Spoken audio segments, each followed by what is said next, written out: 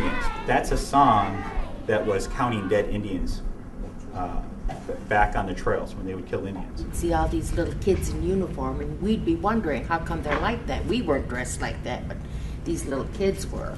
I remember being younger, growing up on the reservation, and being told, don't trust white people, don't listen to them. You never told why. The government schools are constantly being built and hospitals added. We bring them in, clean them up, and start them on their way to civilization.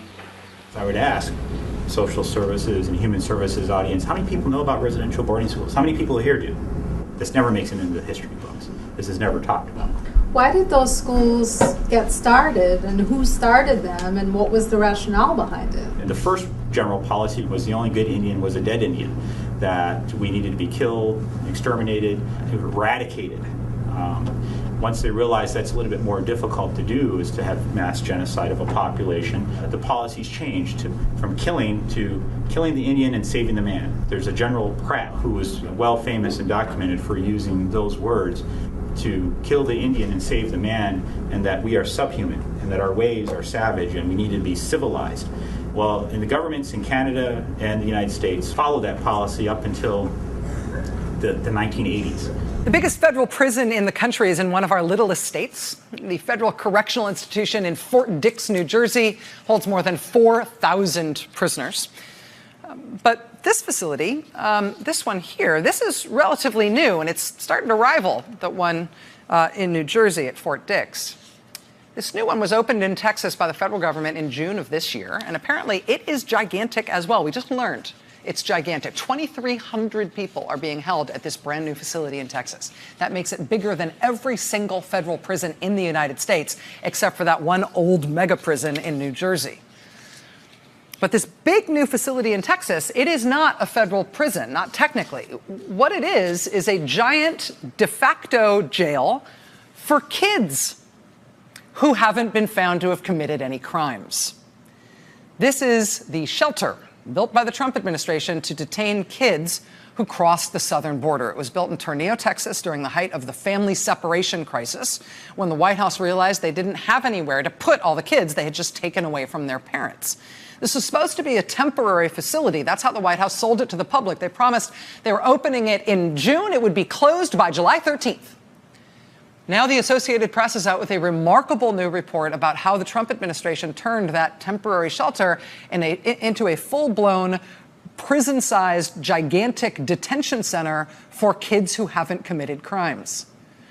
As of now, quote, 2,324 largely Central American boys and girls are sleeping inside the highly guarded facility in rows of bunk beds in canvas tents. Teens with identical haircuts and government-issued shirts and pants can be seen walking single file from tent to tent, flanked by staff at the front and back. By day, minders walk the teen detainees to their meals, showers, and recreation on the arid plot of land, guarded by multiple levels of security. At night, the area around the camp, that's grown from a few dozen to more than 150 tents.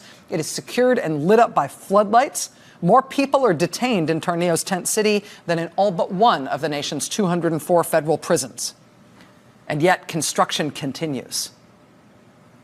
Still getting bigger. Construction continues. The reason this tent city in Tornillo, Texas is bigger than almost every federal prison is not just because of the family separation policy. It's because the White House has dialed up the requirements that need to be met before these kids are released to anyone. That means those deliberate policy changes with the White House have not only required the creation of these new facilities, but they have ensured that they're going to keep getting bigger and bigger and bigger and bigger, since they're not giving these kids a way to get out. More on this in a moment. Stay with us. Here's just a bit of the new reporting from the AP on the massive and growing tent city in Tornillo, Texas, where our government is currently holding more than 2,000 kids in what is basically a prison camp, holding them there indefinitely.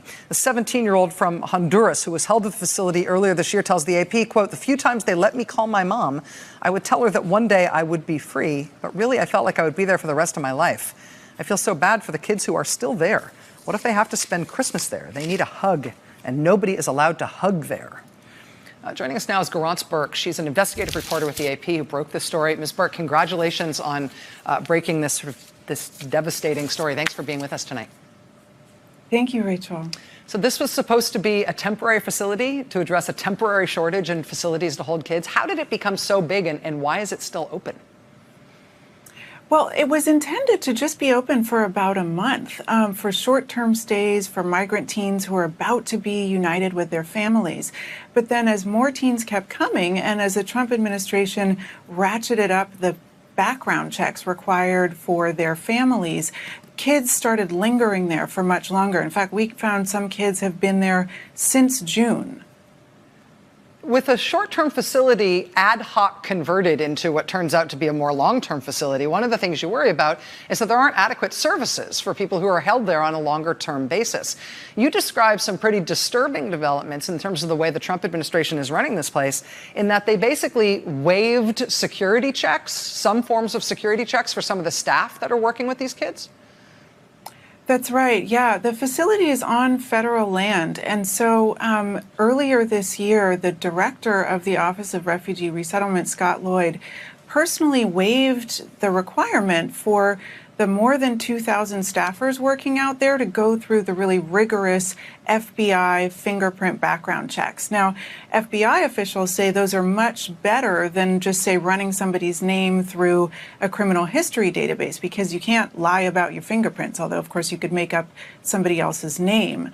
What we also found, which was surprising to us, is that there are really very few mental health staffers out there for these kids. And these are teens who've been on a really dangerous journey, often from Central America. They're currently detained, and so have experienced trauma. And so what the Inspector General ended up finding in a memo that was issued yesterday is that the combination of these two issues is really putting the kids' safety at risk. One of the things that struck me also in your reporting was a brief mention that there are no classes for these kids. There's no formal classroom setting for them. This is more than 2,000 kids. They're teenagers. The U.S. government is holding them indefinitely, sometimes for long periods.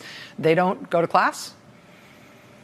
Well, yeah, and I mean, I should say this is not a prison camp per se. This is a detention facility, but you certainly can't leave. And according to some lawyers I spoke with, it's also very hard to get a textbook. There are some educational services that are offered. There are lessons that the private contractor provides to the kids, but those are really big affairs, 50 kids with one teacher for only an hour, a couple hours a day. So it's nothing like the formal schooling that most teens would be having at that age. Garance Burke, investigative reporter with the Associated Press. Just critical reporting here. Thank you so much for making time to talk to us about it tonight. Thank you. Thank you, Rachel. I should mention that Benny Thompson is the Democrat who's the incoming chair, will be the incoming chair of the committee that oversees this part of the government, is already making some very loud noises about the Democrats going after this issue very aggressively when they take over in the new year. We'll be right back. Stay with us.